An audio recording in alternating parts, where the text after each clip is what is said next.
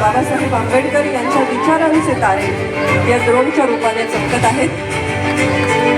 अनेक विक्रम ज्यांनी साकार केले, ज्यांच्या पदव्या लिहायला कदाचित कागद अपुरा पडेल इतकं बुद्धिमान असं व्यक्तिमत्व, पहिले भारतीय ज्यांनी परदेशामध्ये जाऊन अर्थशास्त्रामध्ये PhD ही सर्वोच्च पदवी संपादन केली, भारताचे पहिले कायदे मंत्री, मजूर मंत्री, सगळ्यांना समान हक्क मिळावा यासाठी संविधानामध्ये सामाजिक न्याय, समता आणि बंधुता यांचं दृढ असं अधिष्ठान देणारे भारतीय राज्यघटनेचे शिल्पकार महामानव डॉक्टर बाबासाहेब आंबेडकर यांचं हे 135वं जयंती वर्ष, हे जयंती वर्ष एक प्रेरणादायी वर्ष असावं, यातून साकार झालेला हा सोहळा. सीमारेषांची चौकट नाही, तर ती असंख्य भाषा, विविध धर्म आणि जाती जमातींच्या गुंतागुंतीतून आकार घेतलेली आणि संस्कृतींच्या अखंड प्रवाहाने समृद्ध झालेली एक दिव्य जिवंत चेतना आहे. या विविधतेच्या विराट सागरातही एकात्मतेची अखंड ज्योत तेवत ठेवणारे जे अमृत आहे ते म्हणजे भारतीय संविधान. या संविधानाचे शिल्पकार म्हणजे डॉक्टर बाबासाहेब आंबेडकर, एक असा महामानव ज्यांच्या विचारांची उंची हिमालया एवढी भव्य, ज्यांच्या संघर्षाची गाथा समुद्रा एवढी अथांग आणि ज्यांच्या कार्याची किमया आकाशा एवढी व्यापक आहे.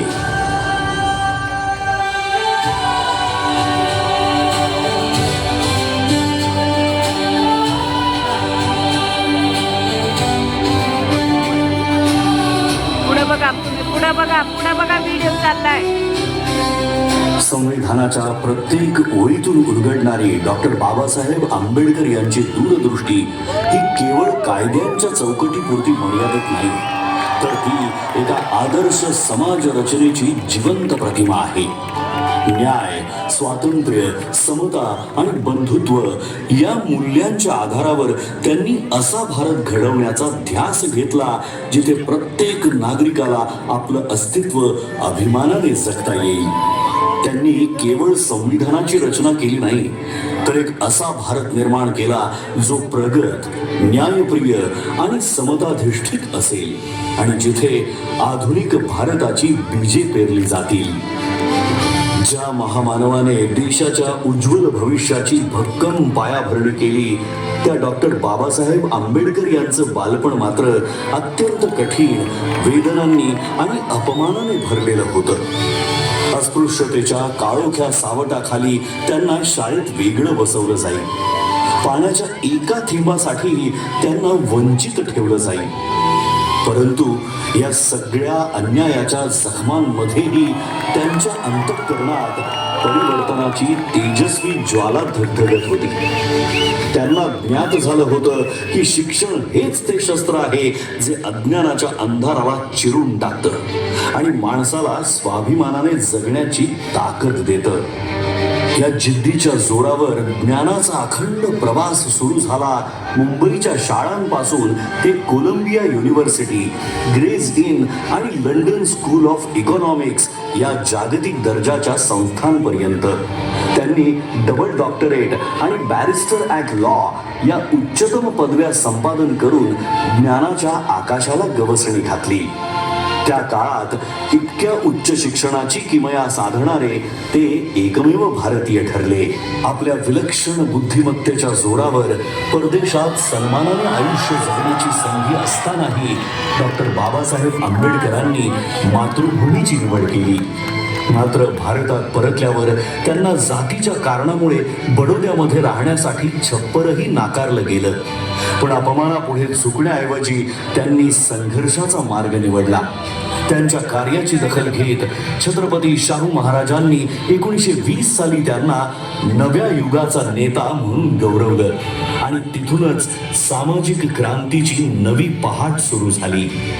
1927 साली घडलेला महाड सत्याग्रह हा केवळ पाणी पिण्याचा हक्क मिळवण्यासाठीचा लढा नव्हता, तर तो मानवी स्वाभिमानासाठी उभारलेला पहिला महान संग्राम होता. 1927 साली महाड येथे झालेला चौदार तळे सत्याग्रह, त्यानंतरचा काळाराम मंदिर सत्याग्रह हा संघर्ष तर श्रद्धा आणि समानतेच्या संगमावर उभा राहणारा ऐतिहासिक टप्पा ठरला. हा केवळ पाण्याच्या हक्कासाठी नव्हता, तर मानवी स्वाभिमान, समानता आणि सामाजिक न्यायासाठी उभारलेला पहिला महान सामाजिक संग्राम होता. 1930 ते 1932 या कालखंडात डॉक्टर बाबासाहेब आंबेडकर यांनी गोलमेज परिषदेमध्ये सहभाग घेत वंचित, पीडित आणि शोषित समाजाचा आवाज जागतिक स्तरावर पोहोचवला. अनहायलेशन ऑफ कास्ट या त्यांच्या क्रांतिकारी ग्रंथातून त्यांनी जाती व्यवस्थेच्या मूळ पायालाच हादरा दिला. त्यांनी निर्भीडपणे सांगितलं की जोपर्यंत जात अस्तित्वात आहे तोपर्यंत खऱ्या अर्थाने लोकशाही फुलू शकत नाही. मी हिंदू म्हणून जन्माला आलो असलो तरी हिंदू म्हणून मरणार नाही हे वाक्य केवळ एक उद्गार नव्हे, तर अन्यायाविरुद्ध उभं राहण्याचा, समतेसाठी लढण्याचा संकल्प होता. डॉक्टर बाबासाहेब आंबेडकर यांचा संघर्ष केवळ सामाजिक परिवर्तनापुरता मर्यादित नव्हता, तर त्यांच्या वैयक्तिक आयुष्यातही वेदना, त्याग आणि कठोर परीक्षांनी भरलेला होता. या कठीण प्रवासात त्यांच्या सोबत खंबीरपणे उभ्या राहिल्या त्या म्हणजे रमाबाई आंबेडकर, एक शांत, संयमी पण अतूट सामर्थ्याची मूर्ती. घरात आर्थिक तंगी असताना उपासमारीच्या छायेतही त्यांनी कधीही तक्रार केली नाही. योग्य उपचारांच्या अभावामुळे आपल्या लेकराला गमावण्याचं असह्य दुःख त्यांना सोसावं लागलं, तरीही या दुःखाने त्या खचल्या नाहीत. उलट आपल्या पतीच्या महान ध्येयासाठी त्यांनी प्रत्येक वेदना मागे सोडली.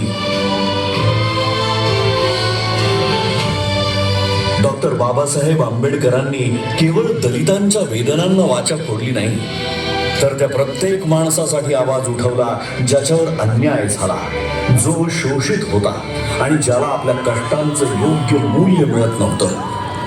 कोकणच्या मातीतील शेतकऱ्यांच्या शोषणाविरुद्ध त्यांनी थेट आवाज उठवला आणि खोटी पद्धती या अन्यायकारक व्यवस्थेच्या मुळावर घाव घालत त्यांनी शेतकऱ्यांना स्वाभिमानाने जगण्याचा मार्ग खुला केला. कामगार मंत्री म्हणून शपथ घेताना 8 तासांचा कामाचा दिवस, साप्ताहिक सुट्टी, किमान वेतन आणि सामाजिक सुरक्षेचे हक्क हे केवळ कायदे नव्हते, तर कष्टकऱ्यांच्या आयुष्याला मिळालेले संरक्षण कवच होते. डॉक्टर बाबासाहेब आंबेडकर यांच्या दृष्टीने स्त्री ही केवळ कुटुंबाचा भाग नव्हती, तर समाजाच्या उभारणीचा केंद्रबिंदू होती. म्हणूनच त्यांनी महिलांच्या आर्थिक स्वातंत्र्याला, शिक्षणाला प्रथम दर्जा दिला.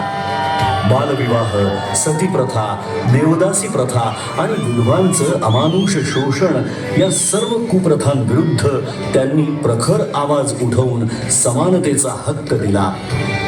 कायदा मंत्री म्हणून त्यांनी सादर केलेल्या हिंदू कोड बिलने महिलांना घटस्फोटाचा अधिकार, मालमत्तेत समान हक्क आणि वैयक्तिक आयुष्यात स्वायत्तता मिळवून देत अशा अभूतपूर्व निर्णयाने इतिहास रचला. तसंच कामकाजी महिलांसाठी मातृत्व रजा आणि समान कामासाठी समान वेतन या केवळ सुधारणा नाही, तर स्त्रीच्या सन्मानाचा आणि स्वातंत्र्याचा नवा अध्याय होता. कायदा मंत्री म्हणून त्यांनी सादर केलेल्या हिंदू कोड बिलने महिलांना घटस्फोटाचा अधिकार, मालमत्तेत समान हक्क आणि वैयक्तिक आयुष्यात स्वायत्तता मिळवून दिली आणि या अभूतपूर्व निर्णयाने इतिहास रचला. 1947 साली डॉक्टर बाबासाहेब आंबेडकर यांची संविधान मसुदा समितीचे अध्यक्ष म्हणून निवड झाली. या जबाबदारीला न्याय देत त्यांनी भारतीय संविधान या अद्वितीय ग्रंथाची निर्मिती केली, जो जगातील सर्वश्रेष्ठ संविधानांपैकी एक आहे. संविधानाच्या माध्यमातून त्यांनी प्रत्येक व्यक्तीला अभिव्यक्ती स्वातंत्र्य, समानतेचा हक्क, अस्पृश्यतेचा अंत आणि सर्व प्रकारच्या भेदभावावर कठोर बंदी घालून मानवाधिकार केवळ कायद्याच्या चौकटीत न ठेवता प्रत्येक भारतीयाच्या जीवनाचा अविभाज्य भाग बनवले. तसंच समता, करुणा आणि प्रज्ञेच्या प्रकाशात त्यांच्या आत्मसन्मानाला एक नवी उंची प्राप्त करून दिली. महात्मा ज्योतिराव फुले, भगवान गौतम बुद्ध आणि संत कबीर हे डॉक्टर बाबासाहेब आंबेडकर यांचे प्रेरणास्रोत होते. त्यांच्या विचारांच्या मुळाशी असलेली स्वातंत्र्य, समता आणि बंधुत्व ही मूल्ये त्यांना विशेषतः भगवान बुद्धांच्या तत्वज्ञानातूनच सापडली. 14 ऑक्टोबर 1956 रोजी नागपूर येथील दीक्षाभूमीवर इतिहासाला वळण देणारा तो निर्णायक क्षण आला. त्या दिवशी डॉक्टर बाबासाहेब आंबेडकरांनी बौद्ध धम्माचा स्वीकार केला आणि सुमारे 5 लाख अनुयायांना धम्मदीक्षा देऊन एका महान सामाजिक क्रांतीची सुरुवात केली. जगातील सर्वात मोठे शांततापूर्ण सामूहिक धर्मांतर म्हणून या घटनेची इतिहासात नोंद झाली. त्यांनी केवळ संविधानाची निर्मिती केली नाही, तर एका सशक्त, न्यायप्रिय आणि एकात्म राष्ट्राचा पाया रचला. म्हणूनच ते केवळ एका समाजाचे नेते नाहीत, तर संपूर्ण भारताचे राष्ट्र निर्माते आहेत. अशा या महान विभूतीचे, या युगपुरुषाचे आपण आज कृतज्ञतेने स्मरण करूया आणि अभिमानाने, आत्मसन्मानाने आणि एकतेच्या भावनेने म्हणूया, जय भीम, जय भीम, जय भीम.